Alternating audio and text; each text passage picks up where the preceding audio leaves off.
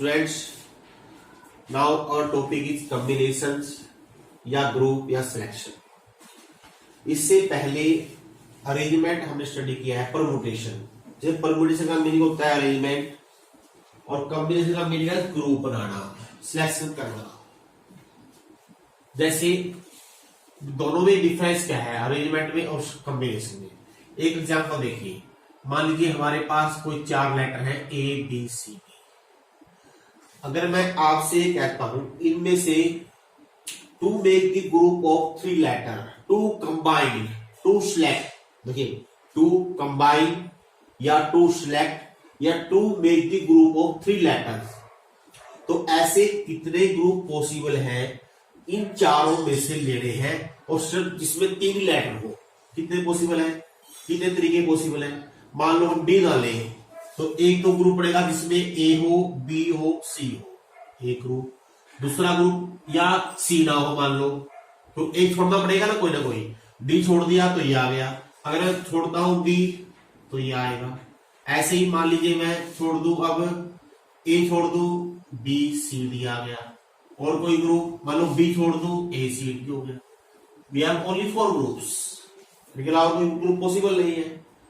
अगर अरेंजमेंट करनी होती तो फिर हम देखते हैं ऑर्डर भी। इसमें जो ऑर्डर है वो मीनिंगलेस है। अरेंजमेंट में क्या होगा, ये ए बी सी किस ऑर्डर में आएंगे, पहले कौन सा आएगा, बाद में कौन सा आएगा, फिर कौन सा आएगा, वो होती है परम्यूटेशन। अगर परम्यूटेशन की बात करते हैं, जो एक ग्रुप बना है 3 लेटर का, इसकी अरेंजमेंट अगर कितने अच्छे हो बनते हैं, A B C like this, A C B या बी ए सी या B C A, C A B, C B A. अगर ये है आपकी अरेंजमेंट और ये है ग्रुपिंग, तो these are the difference between combination and arrangements.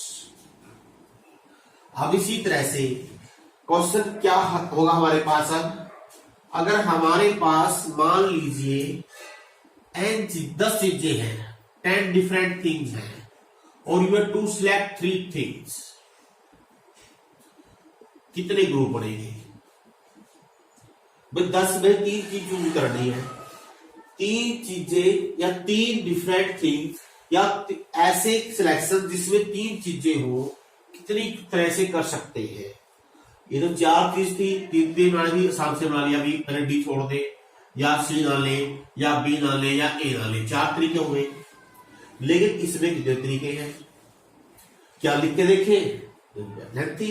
क्यों लिखना कैसे है, मान लो एक ये बन जाए, एक ये बन जाए, ऐसे लिख के देखते रहे। अगर आप लिख के देखोगे ये 120 ग्रुप बनेंगे, चाहे आप लिख के देख लीजिए, लेकिन आपको लिखने की जरूरत नहीं है। हम इसका एक टेक्निक बनाएंगे, मैथमेटिकल टेक्निक कैसे बनाते हैं देखिए। मान लीजिए, सपोज कीजिए 120 कैसे आएंगे, उसका तरीका आपको समझ में आ जाएगा। हम इसको मेथड से करते हैं। मान लीजिए ये हमने एक्स ग्रुप बन गए हमारे, सपोज कीजिए ये एक्स ग्रुप है। मैं कहता हूं कि 10 चीजों में से 3 चीजें ले, तो इस तरह के 10 ग्रुप एक्स ग्रुप बन सकते हैं। अगर अब मैं आपको कहूं, आपके पास एक ग्रुप तो आ गए, अब मैं आपसे कहता हूं हर एक ग्रुप को अरेंज कीजिए। अगर अब ग्रुप चूज करने के बाद अगर आपको कोई बोल दे को अरेंज भी करो, अरेंजमेंट भी करो, कितनी अरेंजमेंट होगी? जैसा कि पहले क्वेश्चन में जो मैंने एग्जांपल लिया, इसमें हर एक ग्रुप में 3 चीजें हैं, इसको अरेंज करने के तरीके 3 फैक्टोरियल। अगर इसको भी अरेंज करना पड़ जाए, इसको भी अरेंज करना पड़ जाए 3 फैक्टोरियल, इसको भी करना पड़ जाए 3 फैक्टोरियल, इसको भी करना पड़ जाए 3 फैक्टोरियल। कुल कितने ग्रुप है? 4। तो कुल कितनी अरेंजमेंट होगी? 4 गुणा में 3 फैक्टोरियल, 3 फैक्टोरियल प्लस 3 फैक्टोरियल, तो 4 बार 4 और 3 फैक्टोरियल होगी। क्लियर? अब ऐसे ही अगर हम बोल दें, यहां कहता हूं मैं भाई ये जो हमारे ग्रुप बने हैं इनको भी अरेंज करो आप, तो कितने तरीके से हम इनको अरेंज कर सकते हैं। हर एक ग्रुप में कितनी चीजें? 3, तो इसको अरेंज करने के 3 फैक्टोरियल, इस ग्रुप में जो चीजें हैं उनको अरेंजमेंट करने के 3 फैक्टोरियल, एंड सो कितने ग्रुप? X group. तो टोटल अरेंजमेंट कितनी हो गई? एक्स गुणा में 3 फैक्टोरियल। लेकिन हमने क्या कर दिया, अब इसको पूरे क्वेश्चन को एक ही बार पढ़े। हमने क्या कर दिया, 10 डिफरेंट थिंग में से we are to arrange 3 different thing, 10 में से 3 चीजें हमने अरेंज करी है, इसका भी नहीं हो गया। और 10 में से 3 चीजें अरेंज कैसे करते हैं, क्या तरीका लिखने का, 10p3। इसका मीनिंग इसकी वैल्यू वही होगी जो 10p3 की वैल्यू होती है। Very good. अगर आपको चाहिए क्या, x, तो इसका meaning what is the value of x, 10p3 का लिखते हैं 10 फैक्टोरियल, 10 माइनस 3 7 फैक्टोरियल। तो x की वैल्यू क्या आ गई, 10 factorial upon 7 factorial 3 factorial. Very simple. इस तरह से हमने x की वैल्यू निकाल ली। अगर आप इसको कैलकुलेट करोगे जैसे मैंने दिखाया था करके, ये 120 वैल्यू आएगी। अगर आपने अब इसको जर्नलाइज करना हो, जर्नलाइज कैसे, मान लीजिए हमारे पास n डिफरेंट थिंग्स हैं, you have to make the group of r things, r things के ग्रुप बनाने हैं। This means to combine r thing out of r thing. अब जैसे हम परमुटेशन में p लेटर यूज करते हैं, यहां यूज करेंगे c लेटर, NCR लिखा जाएगा, ऐसे लिखा जाए या ऐसे लिखा जाए। अब इसका मीनिंग होगा combination of r things out of n different thing, या to make the group of r things out of n thing, to make the selection of r thing out of n things. अब इसकी value कैसे करेंगे, निकाल लेंगे इसी तरीके से जो अभी हमने करके दिखाया है आपको। मैं मान लेता हूं, सपोज कीजिए इसकी वैल्यू x है, देखिए ये मैंने मान लिया है ये x ग्रुप है। अब इन ग्रुप को अरेंज करना हो, अब यहां पर हर ग्रुप में कितनी चीजें, r चीजें हैं, तो each group can be arrange by r factorial. तो टोटल नंबर ऑफ परम्यूटेशन कितनी हो गई, x गुना r फैक्टोरियल। और ये क्या हुआ, n में से r चीजें हमने अरेंज कर दी, तो इसको लिखते हैं हम npr तरीके से। और npr की वैल्यू क्या होती है, n फैक्टोरियल बटे n माइनस r फैक्टोरियल। तो इसका मीनिंग x की वैल्यू क्या है, यहां से एक r फैक्टोरियल चली आई, और x क्या है, कॉम्बिनेशन NCR। तो ये वैल्यू आपकी NCR की। अब हमने निकाल दिया है, सबसे पहले कॉम्बिनेशन के लिए C वर्ड यूज करना है, C लेटर यूज करना है, और NCR का मीनिंग होगा to selection of r things out of n different things. अब इसके कुछ पर्टिकुलर रिजल्ट्स हैं, वो आपको मैं लिख के दिखा रहा हूं। पर्टिकुलर रिजल्ट्स क्या क्या है, सबसे पहले देखिए, अभी मैंने NCR की वैल्यू आपको बता दी है, क्या होती है n फैक्टोरियल, बस एक डिफरेंस है दोनों में। यहां तक तो आपका था परमुटेशन, आपने याद रखा होगा, बस नीचे r फैक्टोरियल और आ जाएगा। हाउ टू रिमेंबर, ये इसका फैक्टोरियल, नीचे क्या आएगा, इन दोनों का डिफरेंस है फैक्टोरियल बटे r फैक्टोरियल। अब रिजल्ट देखिए, व्हाट इज NC0, क्या आना चाहिए, 1 आना चाहिए। क्यों, NC0 का मीनिंग क्या है, कितने तरीके से जीरो चीज चूज करें, एक ही तरीका एक ना करें, और अगर यहां रखोगे तभी 1 ही आएगा। कैसे, जहां r है 1 तो 0, n minus 0 n factorial 0 factorial, n factorial क्या 0 फैक्टोरियल बना होता है। व्हाट इज NC1, NC1 का मीनिंग क्या हुआ, to select one thing out of n things, n में से 1 चीज चूज करने, कितने तरीके हैं, n तरीके हैं, पहली ले, दूसरी ले, तीसरी ले, या nth ले, n तरीके हो गए। अगर आप यहां रखे देखो तब भी ए आएगा। देखो अगर आप यहां करो कैलकुलेट, हो गया n minus 1 factorial 1 factorial, n factorial बटे n माइनस 1 फैक्टोरियल, n रह गया बस। इसको हम ऐसे भी याद कर सकते हैं, सिंपली आसान। ऐसे ही अगर आप NC2 लोगे, इसकी वैल्यू आएगी n इंटू n माइनस 1 बटे 2 फैक्टोरियल।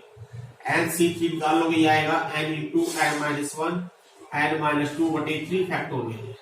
बिल्कुल सिंपल तरीका देखिए, जितना यहाँ है n से शुरू कीजिए और 1 का करिए, कितने फैक्टोरियल है 3, जितना यहाँ है नीचे, और नीचे उतना ही फैक्टोरियल। ये मैंने पूरा खोल लिया है, क्योंकि n माइनस 3 फैक्टोरियल काट दिया बचा हुआ। तो ऐसे ही अगर इसको हम जनरलाइज कर दें, अगर NCR आपने एक्सपेंड करना हो, क्या लिखोगे, n माइनस 1 n माइनस 2, कितने फैक्टर आएगा ऐसे, r फैक्टर, और r फैक्टर क्या बनेगा, n माइनस r प्लस 1 बटे r फैक्टोरियल। अब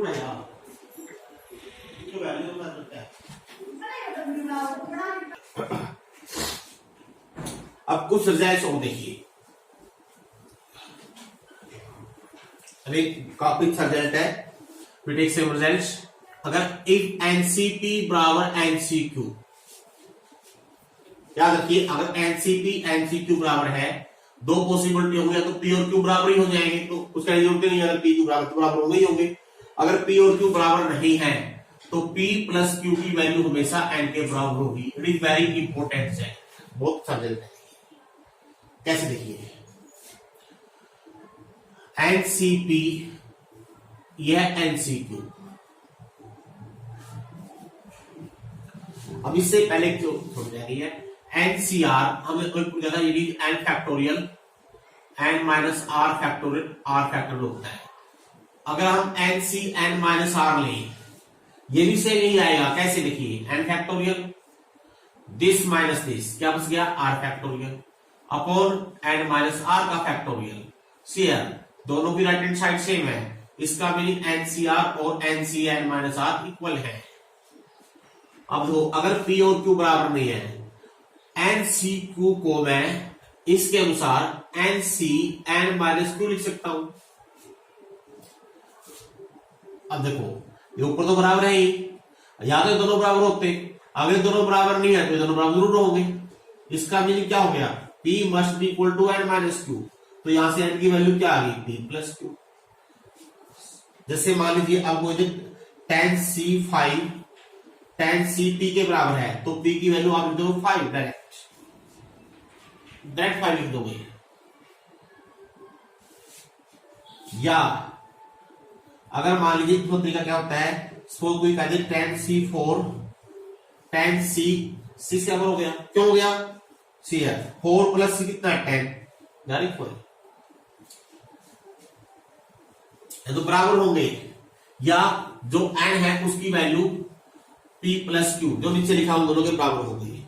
ये कुछ रिजल्ट्स थे, अब कुछ और रिजल्ट्स अब ले रहे हैं। एक ये देखिए NCR, it is also important result, this result is also very important, इसको भी हम डायरेक्ट यूज कर सकते हैं।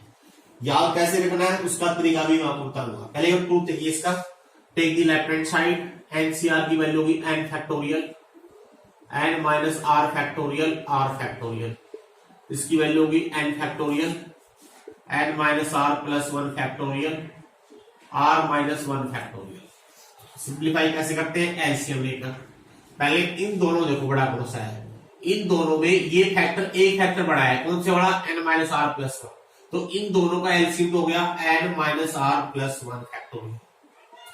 अब इन दोनों का एलसीएम हो गया आर फैक्टोरियल, ऊपर से एन फैक्टोरियल कॉमन आ जाएगा। अब देखते हैं क्या आएगा, जब इसको इससे डिवाइड करेंगे ये आर फैक्टोरियल कट जाएगा, जब ये अपॉन ये लिखेंगे तो यहां बचेगा एन माइनस आर प्लस 1, और जब इसको इससे करेंगे डिवाइड ये चीज कट जाएगी, R factorial upon R minus 1 factorial, चाहे आप लिख के देख लीजिए आर फैक्टोरियल बटे आर माइनस 1 फैक्टोरियल, क्या बचा, आर बच गया।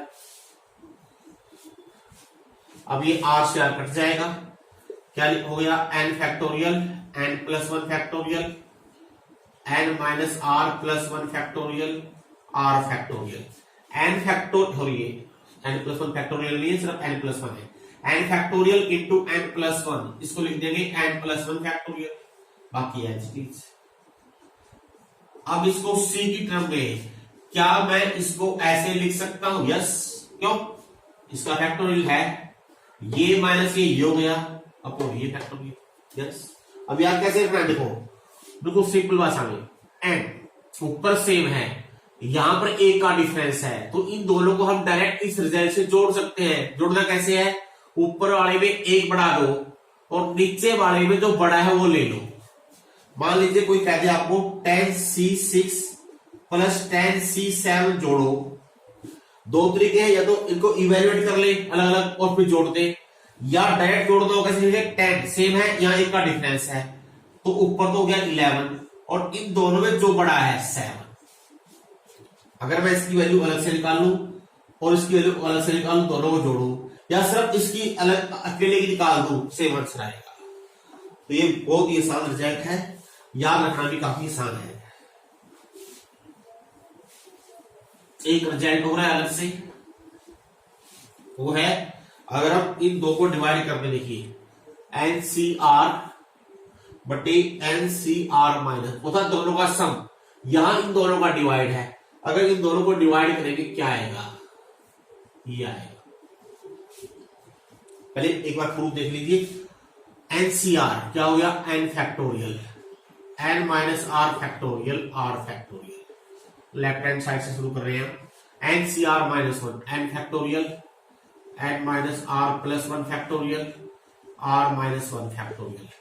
अब ये टर्म ऊपर ले जाएं, यहां से हटा देते हैं, ये ऊपर आ जाएगी n minus R plus 1 factorial, r minus 1 factorial. अब देखिए ये तो कट गया, n minus R factorial, n minus R plus 1 factorial, n minus R plus 1 बचेगा, r फैक्टोरियल ऊपर है, r माइनस 1 नीचे r बच गया। ये ऐसे है तो रिजल्ट याद हो जाए तो अच्छी बात है, अगर याद ना हो तो सिर्फ 1 मिनट लगेगा, जो खोल के देख लीजिए। याद कैसे कर देंगे, ऊपर वाली तो सेम है, r यहां r माइनस 1, r माइनस 1, यहां क्या आएगा ऊपर, इन दोनों का डिफरेंस, यहां r, यानी कि इन दोनों का डिफरेंस तो ऊपर है और ये r नीचे है। ये याद रखने का तरीका है, जितने अधिक क्वेश्चन करोगे आप तब आपको अपने आप याद हो जाएंगे।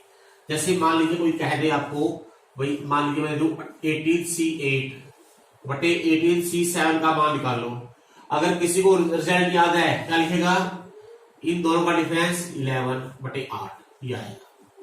चाहे आप इसको कैलकुलेटर में देख लीजिए, इन दोनों का डिफरेंस ऊपर ये।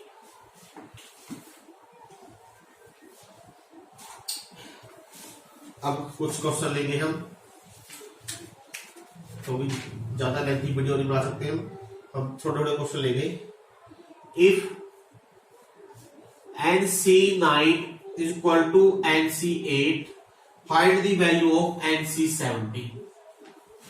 खोलने की जरूरत नहीं है, n सेम, इसका मीनिंग दोनों बराबर हैं। अगर ऊपर सेम है तो या तो दोनों बराबर होने चाहिए, बराबर तो है नहीं, 9 8 है, इसका मीनिंग इन दोनों का जोड़ n के बराबर होगा। आप डायरेक्टली यहां से n की वैल्यू 9 प्लस 8 तो दैट इज 17।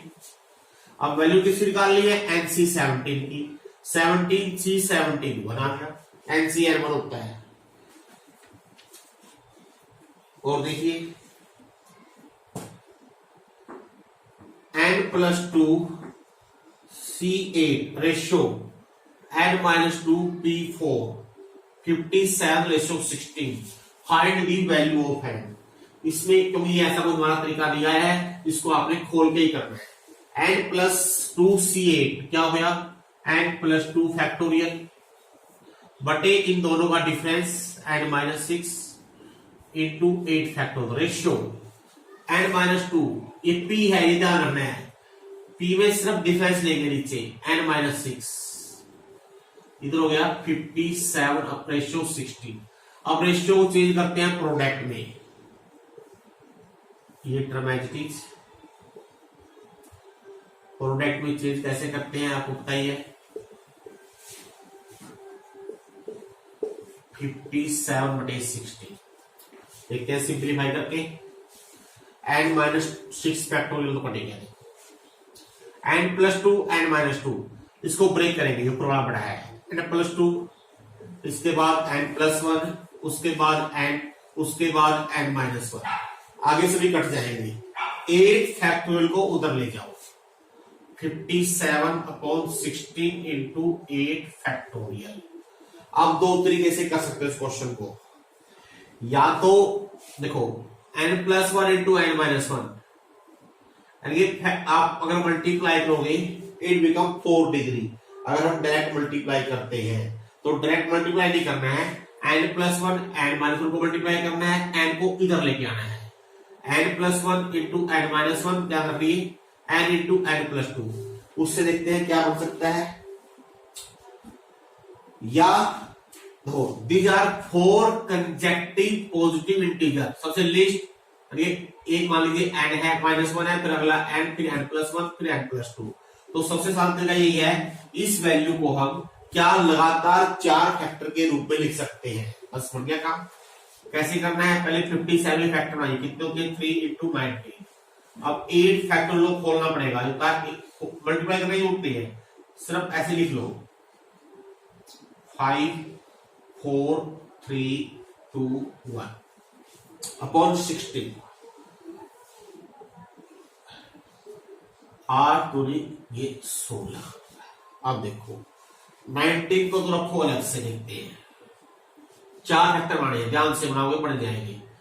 देखो बन रहे हैं 5 चुके 20, इन दोनों को मल्टीप्लाई कर देता हूं, 6 3 18 यस, और 7 ये 21 बोल के ये इन दोनों को मल्टीप्लाई किया है और इन दोनों को किया है, तो लगातार सबसे बड़ा पहले लिखना है, ये 21 20 19 80। बस कंपेयर कर लो, या तो बड़े को कर लो या लिस्ट कर लो, क्योंकि n-1 की वैल्यू क्या है 18, तो n की वैल्यू कितनी होगी 19, 19 वैल्यू आ गई, तो सबसे आसान तरीका यही है।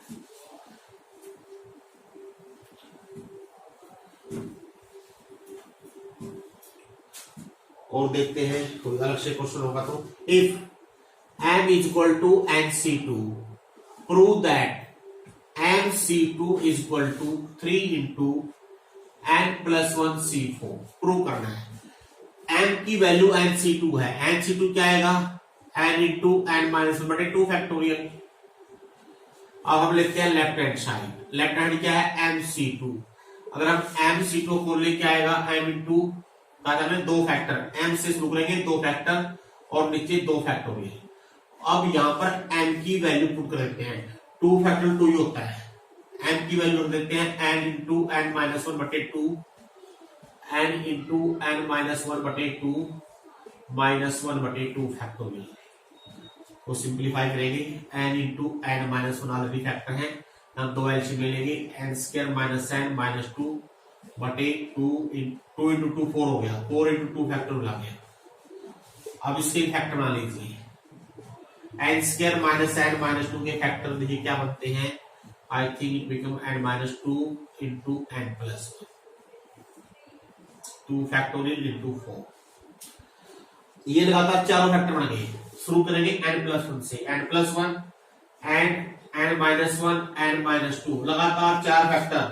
अगर 3 का हो लिखने का आप लिख सकते हो, इसको मैंने c की फॉर्म में लिखना है, लगातार 4 फैक्टर है तो नीचे 4 फैक्टोरियल चाहिए। देखते हैं क्या हम ऐसा कर सकते हैं, ऐसा करने से जो प्रूव करना है क्या हुआ जाएगा, 4 फैक्टोरियल मैंने लिख लिया और जिससे डिवाइड किया उससे कर दिया मल्टीप्लाई, यहाँ 4 इंटू 2 कितना हो गया 8, ये 12 है, लगातार 4 हो गया ना। इसका मेरी इसको लिख सकता हूं n+1 c4, उसी तरीके से mc2 2 फैक्टर बटे 2 फैक्टोरियल, 4 फैक्टर लगातार हाईएस्ट से एक कम करते हुए 4 फैक्टोरियल, ये चीज तो बनेगी आपकी n+1 c4। अब ये क्या बन गया 4 फैक्टोरियल बटे 8, कितना आ गया देखिए 3 आ गया, ये प्रूव करना है, प्रूव।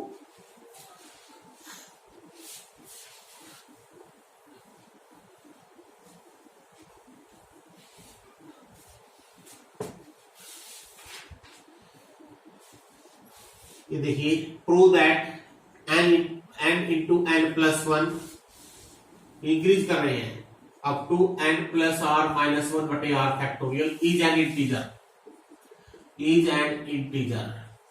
कैसे प्रूव करना है, इसको हमें c की फॉर्म में लिखना है।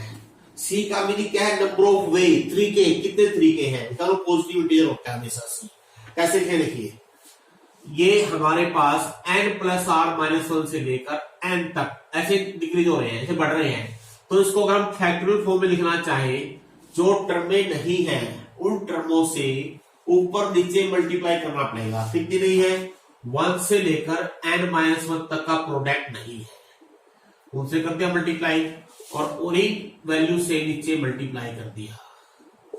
अब ऊपर लगाकर हो गया, ऊपर तो गया n+r-1 का फैक्टोरियल, नीचे r फैक्टोरियल और ये बन गया n-1 फैक्टोरियल, और इसको मैं n+r-1 cr लिख सकता हूं, क्यों चेक कर लीजिए क्या आएगा, ये फैक्टोरियल, ये माइनस ये हो गया बटे ये प्लस, यस। और ये क्या होता है नंबर ऑफ वे, इसलिए इंटीजर हो गया। If NCR minus 1 36, NCR 84, NCR plus 1 126, find the value of RC2। अब RC2 की वैल्यू कैसे आएगी, जब यहां से R की निकल जाएगी, हमारे पास 3 वैल्यू दे रखी है। अब खोल के देखोगे तो बड़ा बढ़ जाएगा। हम इसमें टेक्निक यूज करेंगे वही जो हमने NCR बटे वाली, अगर आपको याद हो जाए तो क्या आएगा n माइनस आर प्लस 1 बटे आर। तो इन तीनों से बढ़ाएंगे ये बटा बटे ये, पहले लिखते हैं NCR प्लस 1 बटे NCR, इट इज 126 बटे 84।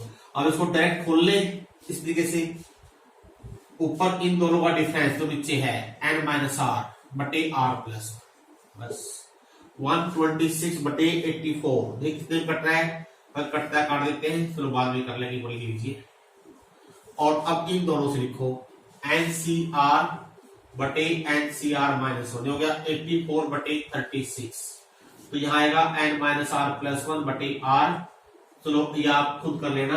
n और r में क्रॉस मल्टीप्लाई, n और r में दो इक्वेशन आ जाएगी, तो आप तो यहां से n का मान भी निकाल सकते हो, r का भी। अब r का मान रख देंगे यहां पर, तो इसकी वैल्यू निकल जाएगी, ये आप खुद कर लेना।